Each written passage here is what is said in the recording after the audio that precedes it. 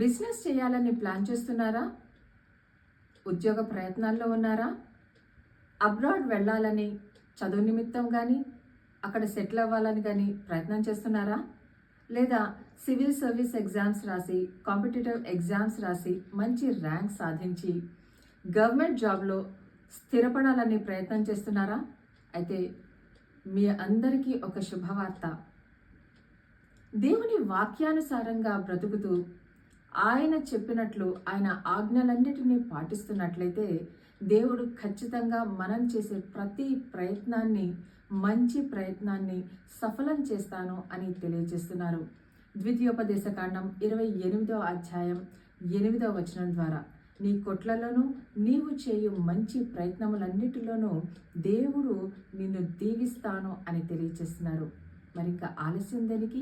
మనం చేసే మంచి ప్రయత్నాలు ప్రతి విషయంలోనూ ముందు దేవుణ్ణి మనకు ముందుగా ఉంచి ఆయన వాక్యానుసారంగా మనం బ్రతుకుతామా?